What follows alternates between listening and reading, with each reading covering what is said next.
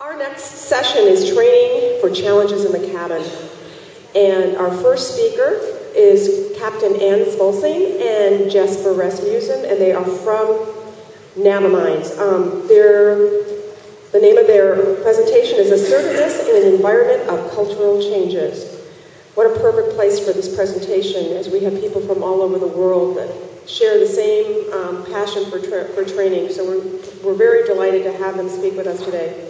Naviminds over the variety of CRM and human factors related courses to operators, airlines, and individuals. Together, Ann and Jesper have been in the aviation business for more than 40 years with experience as cabin crew members, senior cabin crew member, pilot, ground, and simulator instructors. Alongside, Jesper has a position as a cabin crew member at Jet Time, where he also deals with cabin crew training, and Ann has a position as captain on the Boeing 737 at Premier Air, where she is also the Deputy Senior Officer. Love to see women in that position. Bravo to Ann. And so please help me welcome our next speakers and talking about assertiveness in the environment of cultural changes.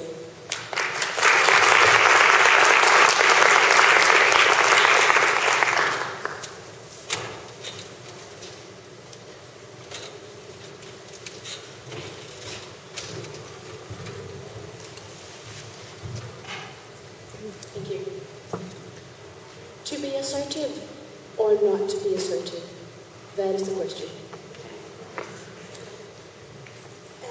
In our presentation today, our focus is placed on questioning techniques, as it is our profound belief that we can go a long way by asking the right questions. Our presentation will reflect this as we take you through the following themes.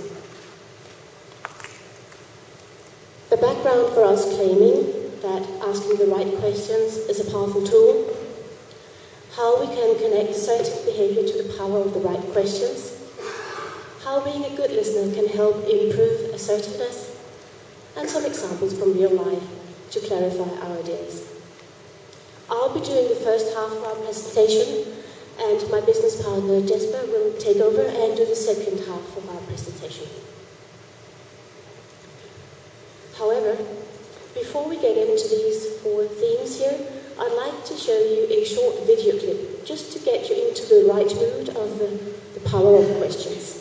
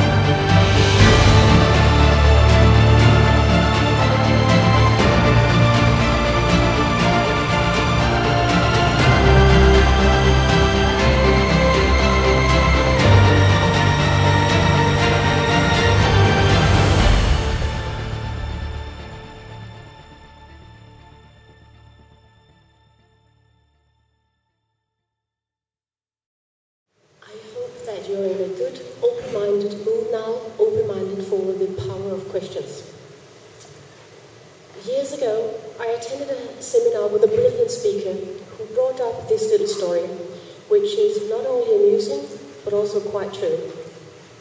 And it goes like this. Heaven in Europe would be if the Italians were the lovers, the Swiss were the administrators, the Germans the mechanics, the French were the cooks, and the English were the policemen. That would sure be heaven. On the other hand, hell in Europe would be if the Italians were the administrators, if the Swiss were the lovers, the Germans were the policemen, the French were the mechanics, and the English were the cooks. My apologies to the involved nations. Sorry. Those of you in here who are European, you will probably nod your heads in recognition to my prejudice story, and maybe even shake your pants a little at the hell in Europe scenario. Those of you who are not European might not form the same pictures on your retina, since you might not have the same reference as Europeans.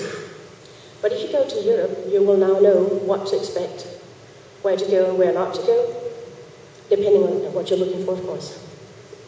But let's be honest, I'm sure you can create similar stories only with reference to other countries or states. These culturally prejudiced perceptions might of course bear some truth in them, but they may also set limits as to what we expect from each other, and maybe even limit our possibilities. Nowadays, globalization has come over us, and mixing of cultures is seen all over the world to a much greater extent than what we would have seen just a few decades ago. I might be living in the UK, working in France for an American company, but I'm actually Danish. That would not have happened 30 years ago, but it's a quite realistic scenario today, and especially in the airline industry. Dealing with different cultures in aviation is a growing issue that needs to be considered and addressed if the airlines want to maintain their values and safety standards. The mix of cultures is a gift to an airline. However, it might also challenge the company culture, because how can we maintain our company culture and simultaneously take the benefits of a different mix of cultures?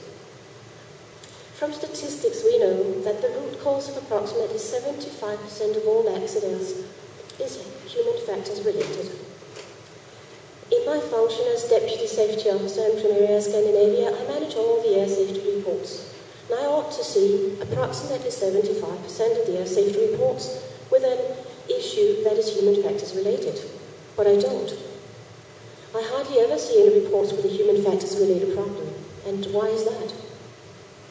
I think it's a lot easier to address an error when it is related to something technical than it is to address an error in communication or an error in human behavior.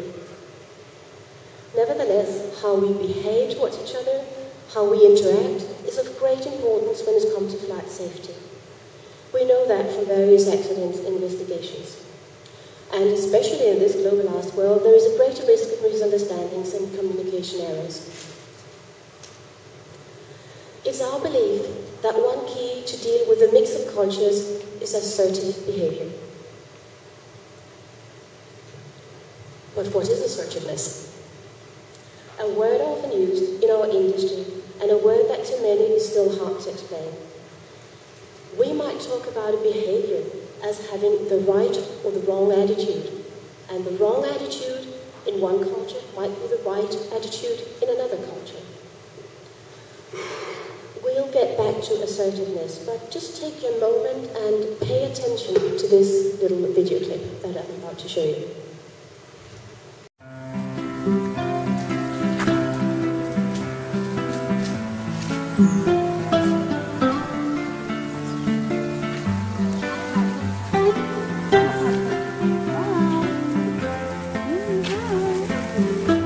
I love you. How are you?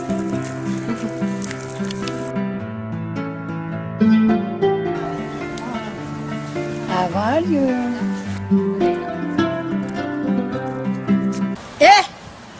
فوروان اینا.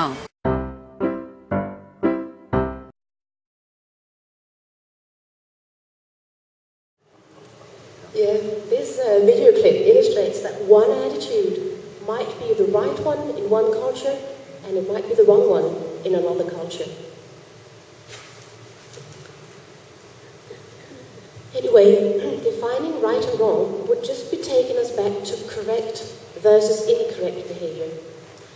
We need to place our focus where it is most useful, to provide our students and our employees with some effective tools in communication, some specific communicative tools that naturally will enhance assertive behavior. Throughout our work in human factors and CRM, we have witnessed how organizations attempt to address people's behavior, wanting them to change, wanting them to speak up, demanding that they pay attention. What we often overlook is that our behavior is a direct result of our feelings.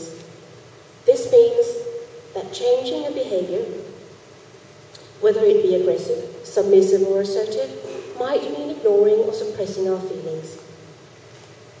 By the way, in the video clip I just showed you, did you notice the elderly woman was wearing a scarf? I know you didn't. I know that none of you noticed that, even though it was very obvious. That is what happens when we don't pay attention. Now, are you getting a little anxious or annoyed right now? Of course you noticed. It was so obvious. So why did I bring this up? I'd like to ask you this. How did you feel when I just arrogantly assumed that you took no notice of the scarf? How did you feel when I jumped to conclusions on your behalf and you were not able to speak up against my assumptions? Just try and think for a moment. What my assumption did to you and what feeling you were left with is essential. Because that feeling is what can take you away from assertiveness, adopting either an aggressive or a submissive approach. Those two behaviors that are situated on either side of assertiveness and that can endanger flight safety.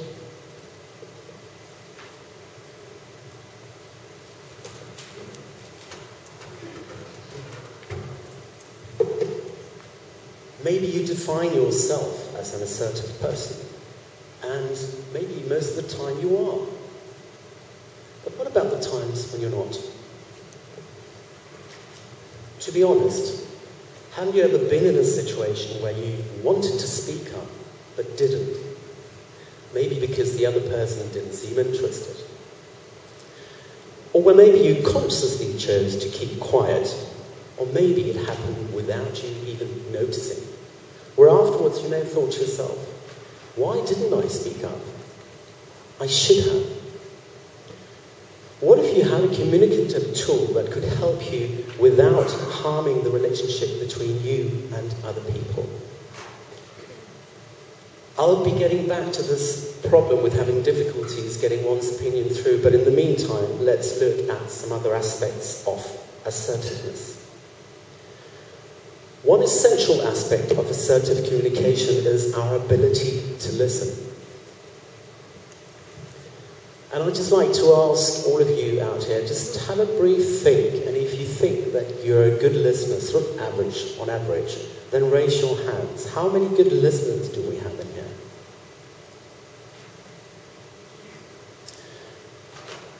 A bit. Not even half. Well, it actually sort of goes along with what statistics tell us. Statistics tell us that on average, 1/3 of people are good listeners. But what about the rest? What about the 2/3 of people? Does that mean they can't hear anything? Or perhaps they're just focused on their own ideas and views of the world, leaving little room for others? Or is it likely that they have no ulterior motives, but are just so fixated on some aspects, that they don't have the mental capacity to focus on listening? So, how do we become better listeners? A first step would be acknowledging that listening is a skill, and it's not necessarily an inborn skill. Like any skill, it has to be trained.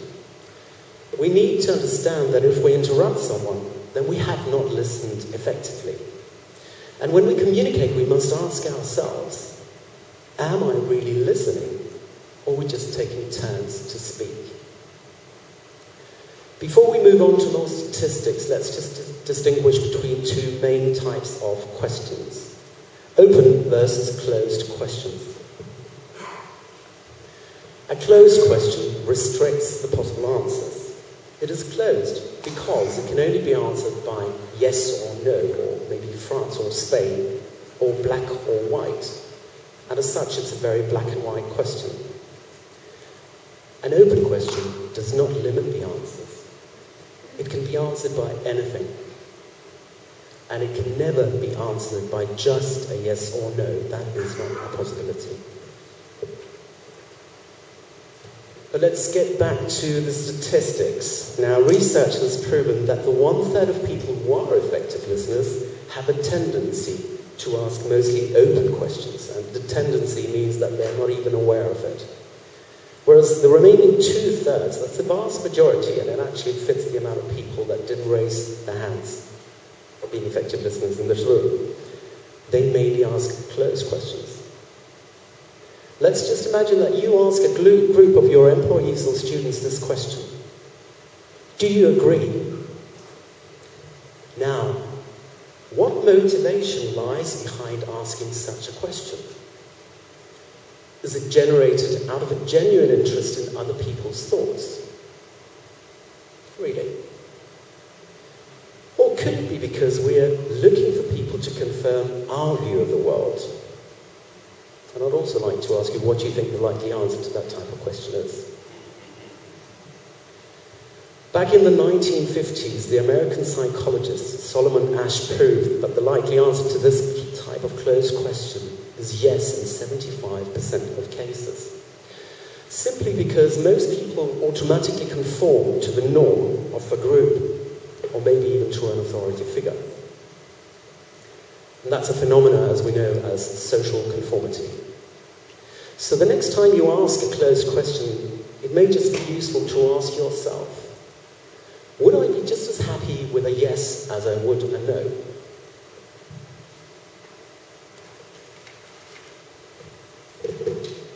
Why are we so keen on bringing up these questioning techniques?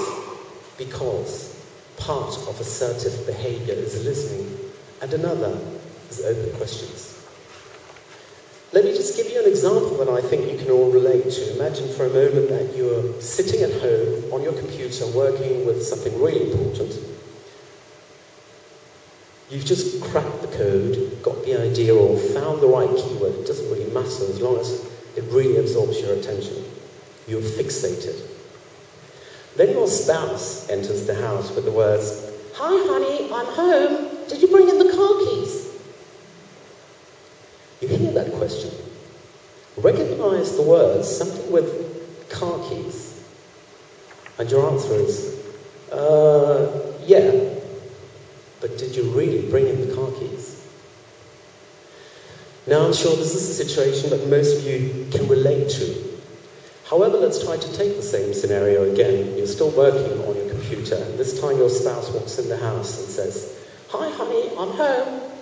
Where did you put the car keys?" Now, where did you put the car keys? The difference is that to answer that question, you would have to create a picture in your mind to remember where you actually did put the car keys. And in doing so, you would have no option but to remove your focus from the computer to answer the question. That open question engages the mind. It has the power to remove the attention from the computer, and it destroys the fixation. There is no escape route. You have to think and listen to the question to answer. And furthermore, chances are that you remember afterwards. So not only do open questions have the power to get people thinking, they also increase listening. Now we brought up an example with a computer to illustrate what fixation can do. But let's bring on another example familiar to many in this industry that involved an extreme degree of fixation. Let's go back in time. These are the last few words from the cockpit voice recordings in the KLM cockpit in the Tenerife disaster. If you notice, all attempts to address the captain's fixation were made by closed questions only. These are questions that pop up all the time. What if the first officer had asked the captain, where is the other aircraft? I'm wondering whether the simple knowledge of the power of open questions could have potentially removed the captain from his fixation and averted the world's worst aviation disaster. Well, at least in a theoretical context, it is a possibility. Now, I suspect that some of you might be thinking, but this was back in 1977, the world is different now. And yes, many things are different. Meanwhile, we continue to see accidents where a lack of assertiveness resulted in disaster. So, could this happen nowadays? The answer to that question is yes. In other words, where assertive behavior fails, an open question at hand can become your best friend. As trainers, our job sometimes has a tendency to move in a direction of encouraging people to change their behavior. This can be a dangerous route. We encourage airlines and training organizations to focus on providing the tools that enable the individual to grow in a certain culture and provide an understanding of the mechanisms that adjust behavior. Listening and questioning techniques are essential parts of this process. Regardless of which country you come from, what your cultural background may be, the goal would be to foster a culture or an environment where everybody feels comfortable enough to bring their views and doubts forward. The technique of asking open questions is a tool that is easier to train than with the desired changes in behavior. Another good thing is, it does actually help to obtain one of the important ingredients that assertive behavior was designed to do: heighten the level of information sharing. Furthermore, it's harder to feel insulted by a neutral, open question, and at the same time, you'll be pointing out important focus areas and hopefully make the other person see another point of view. By asking an open question, you avoid telling people how to behave or speak. They will get to that conclusion all by themselves. We believe that the focus on behaviors in a corporate culture can no longer stand alone in the future. Behaviors are hard to change, we know that, especially in an ever-changing world where cultural differences will continue to challenge our feelings. However, when we combine assertiveness with the training of questions and their potentials, we increase the awareness of our behaviors automatically. This also prompts for further joint training between all types of personnel to prepare for the challenges of cultural diversity. Questioning techniques are a tool which not only helps strengthen information flow, it is an effective way to avoid the imminent risk of an automated answer to a yes-no question. Of course, this would only work if we start paying attention and start experimenting with the questions we ask. Listening and questioning techniques are skills, and like any other skill, they have to be trained. It is our belief that these can help avert disasters in the future. It's our belief that questions are the answers. Thank you for listening, ladies and gentlemen.